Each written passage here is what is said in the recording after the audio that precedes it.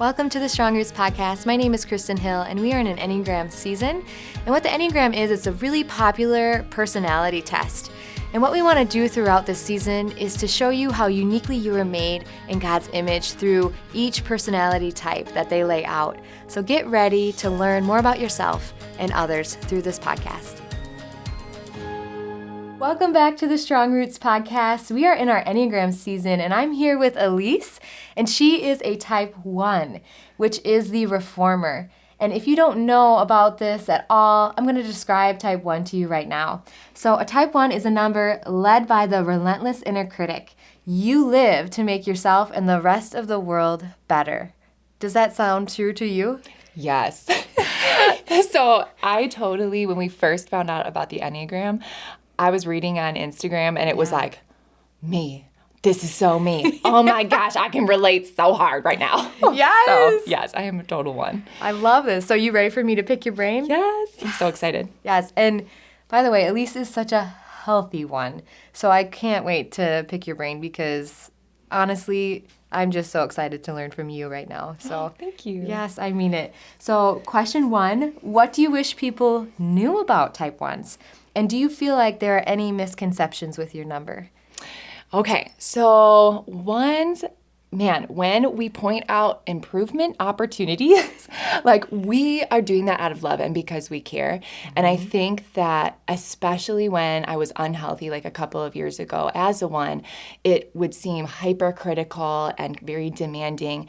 But man, for those of you guys watching, like when we point out something that's an area of improvement, man, it's because we want to help you grow. We want to help see you transform because that's something we love ourselves, like transforming, getting better, areas of improvement, like getting to be able to be critiqued so that we can level up. And so when we do that for other people, that's like our love language. So I think sometimes people are like, oh, they're so hypercritical. But it's like, oh, but I love when people are critical towards me. Yes. So, yeah. Has that hurt relationships in the past? I think so. I think people who are close to me, I'm even more critical of them. And I think, like, if my husband's watching, he would be like, yes, like, in the past, Alyce has been a little abrasive about things she really believes in. But it's with a heart of wanting to help him be the very best that he can be. And I think through the years, I have learned how to be more patient and be more Jesus-driven in helping people change. Because, like, I know that I cannot be the person that transforms someone. Right. It's the Holy Spirit in them. And so I think that there's this, now that I've given my life to Jesus, there's this new, there's this new definition of growth that I think I have for people and ones have for people. Seeing them follow Jesus harder instead of like seeing them be a different person. So. Do you feel like it's hard for ones to follow Jesus or easy? I don't know. I think for me, I think it's been, I don't want to say, oh, it's just so easy, but I think it's been a natural desire for me to want to follow Jesus because he brings transformation and growth to each and every one of us as we seek him further. And I think because I'm a 1, I love that. And I think about our core value, at First Church, growing people change. And I just hold on to that. I love, love, love that core value because, man, Jesus calls us to continually transform, continue to change until the day that we're with him in heaven. And as a 1, that's like, oh yeah, I can do that, Jesus. Like, I'm here for you. Yes, it's so good. Okay, so in your opinion, what are the greatest strengths in a 1? So I think I already talked about like growth and wanting to transform into the very best version of themselves. But I also think the other side of it is being morally right, like really having a deep sense of what is right and what is wrong and seeking to, put the truth out there and like achieve justice in whatever situation. And I think working like at church is the perfect place for a 1, or for me at least, because I feel like that is continually the goal. Like, to spread God's truth and love and to be able to do the right thing, like do the morally good, sound thing that Jesus wants for us. And then I think being organized. I think that that's Yes. like a big strength in the one. Like if you need somebody to plan your vacation or make you a calendar on Google or get you like with a great checklist, you can definitely count on a one friend to do that for you. And I feel like you do really well with people with ideas. Yes. Like, so if you have a good idea or an abstract idea, a one will be like, let me tell you how you'll implement that awesome idea. Implementation of ideas, yes. Yeah. That's why we work so well together. It's so true. And you're needed. Like, a one is so needed. And you really are gifted in that way, in so many ways. But Thank you. yes, I think that part of you makes other numbers thrive. Thanks. Yeah, I guess I can see that. Yeah. Because it's the way you lift other people up, is supporting their ideas and actually helping them achieve their dreams and goals. I think that's one of my favorite things about a one. Oh, thank you. Yeah. That's cool. So what part about being a one, okay, we're going to shift gears, like great things now. What makes you cringe? I think having unrealistic, extremely high expectations for people and for things. So because we really want that rightness and that goodness and that like standard of what, and for me, what Jesus has for us, I want to see everybody shooting for that standard, getting there with everything they've got. And when I see people who are, in my mind, slacking or not doing all that they can to meet the standard that I know Jesus has for them, it's like, oh, why? But just try harder. Do it more. It's fine. You can do this. Like, come on, guys. And I think that can be like, for me, a little cringy because it's like, oh gosh, like I don't want to put people down or make people feel like they can't achieve something. I want them to feel like they can. But I think that abrasiveness again of like, you can be here, meet this standard, when really maybe that's not the standard God has for them at this moment. And I need to be patient and lovingly walk alongside people instead of like dragging them with me, you know? I have a tendency to do that, so. So the core sin of a one is anger. Does that, do you relate to that? I think I do. And I think a lot of people that know me, they're kind of shocked by that, like, oh, Alyce, she never seems angry. But I think it's a more internal anger. It's kind of like a brooding, like, icky thing where, like, I can mask it. But when I go home, I'm like, I just can't believe, like, this is just not right. This is not the right thing that we should be doing. Or, man, why did he not show up at this time when we talked about doing this? And it's easy for me to stew on things like that. And, man, that's where having a relationship with Jesus really, really comes in for a one, because I can give that to Jesus and say, you know what, God, like, take my anger right now in this moment, like, replace it with your understanding and your wisdom for this person and for this situation. And I think since I've been following Jesus, that has been easier and easier for me to do. But yes, anger is definitely a tendency I lean towards. Yes. Do you think it's something, you kind of hit on it, but how did it look different before Jesus? How did your anger manifest? Because you say now you give it to him. What did it look like before Jesus? I think in relationships and with people, I would get kind of snarky and very passive aggressive and like make side comments that weren't very direct because I was still trying to be right and good, but wanted them to like see I'm disapproving of this and I'm pretty not happy about what's going on right now. So I think that it gave off like a really not, I don't know, yucky vibe to people that I was close with or working with. But since like choosing to follow Jesus, I think he's been refining that out of me and transforming that. I think he's put good people in my life to help point that out. Because it's not something that I always really noticed. I think it was more reactionary and not really intentional. But when people would point it out to me, like, you know, some of my closest friends being like, hey, Alyce, like that was kind of hurtful. Like, are you mad at me? Like, what's going on? And I'd be like, oh, wow. I'm so sorry for treating you that way.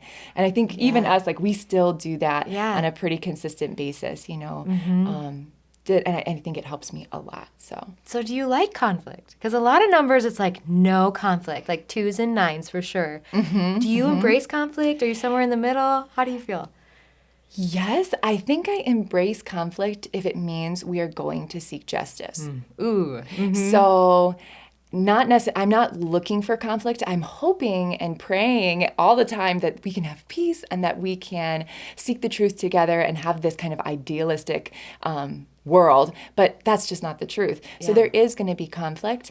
And I think that God has really helped me in those situations when I do have to confront or I'm inside of a conflict to be able to have the wisdom and the discernment to like bring truth to the table in a loving manner so that we can see everyone else's sides and still come to the godly conclusion. And I feel like that is a gift of you. And so you have to tell me if it's a one characteristic, but you are really good at seeing everyone's point of view. I feel like if there's an issue, your first reaction is, okay, let me think of that other person, what they were thinking, what was going on in their life. Like, you are really good at that. Oh, is that just an Alyce thing, or do you think that's a one thing? I think being married to Dakota has helped me. So you guys will get to this, but Dakota, my husband, is a 9. Yeah. And I think for the last 5 years being with him and him always pointing to the other side, I think that's affected me a little bit. But I also think it is the way that I process to help find the very best route. Because I think in my unhealthy version of my oneness, it's like, I'm right. There's no other right way. But I think now that, I've become more of a healthy one, I want to know the right way, even if it's not my way. Right. So I want to see all sides to see, oh man, maybe there's an even better, righter, more sound way to do whatever we're doing. Right. And I feel like God in your life has even, like, God has used Dakota, but also just himself, like, all right. Yeah. Because through his word or through people, like, I mean, in my life too, like, my way isn't always the right way. Even if I thought it was God's, it's like, God's like, no, it wasn't. Yes. So that's so good. So how does being a one, we kind of hit this, but how does it affect relationships with others and with Jesus? Yeah. I think with others, I think people can rely on me to be the person that's going to get it done. Yes. So whether it's in work or in friendships, I usually kind of take on the role of like the planner, the organizer, the itinerary keeper. Yeah. And I love it. Like, I love doing that. I love jumping in and being that person. So I feel that people around me know that they can rely on me getting the job done and then helping them and supporting them and making sure that, like, man, their part of whatever we're doing is going to be taken care of too. And so I guess I'm going to have your back. Like, and I think that that's one of my strengths in relationships. But I think with Jesus, I think just, I would say the growth thing again. I think this is like a churchy word, sanctification, but with Jesus, I feel that because he's made me a one, it has given me a deeper desire to transform with him. And I think that that's helped me a lot jumpstart my relationship with Jesus since I've been following him for the last 5 years, but also jumpstart my relationship with other people because I now have that godly desire to build those relationships instead of just barrel through people and do whatever I want and whatever I think is right. Right. And you talked about with people, you're really good at having their backs. Now, does that make it hard for you to want to rely on Jesus to have your back? Does it make it easier or harder? I think it can be hard for me. I think I'm such a forward-focused person and kind of someone who always wants to see what's going to happen next and, what's the vision for the future and all of these things. But sometimes, like, God has a different plan. And I think trusting that he does have my back, it's definitely something I'm growing in, but still struggle with, like, oh gosh, like, God, are you there? Like, should we go down this way? I don't know. It doesn't feel right. Yes. So, and I think that's something we can all relate to is he does always have our back. Right. He says he'll always be with us, but I think sometimes our greatest strengths with God, we, like, for the twos, we're helpers. We don't want your help. So for you, like, you're really good at having people's back, like, I got my own back for me. You know what I mean? Like, so I think it's so important to even see how we're maybe relying on ourselves instead of God. No, that's so good. Yes. And I think I've definitely struggled with relying on me and my own, like, I can do it. I can perfect it. I can control this situation instead of saying, God, I give you the control. Like, I am not perfect. I am a sinner. Like, and I think that that's one of those core beliefs that like I need to continue to tell myself, like, I'm not perfect. Like, only God can make me perfect because he is in me. Yes. Not because of anything I do, not because of anything that like I achieve, not because of any of that. It's only because of him. Yes. So good. So relatable. So what traits do ones best reflect Jesus' character and God's image? I think the first thing that comes to mind is integrity and justice. I think the two combined, like having a strong sense of doing the godly thing, but then wanting to do something about it. That's good. So I think, man, if I could think if Jesus was here and if he was the one, I can imagine him, you know, seeing something and knowing that it wasn't the just thing, but then moving forward and like letting people know about it and not just sitting back and being like, somebody else will take care of it. Somebody else will come along and let him know that's wrong.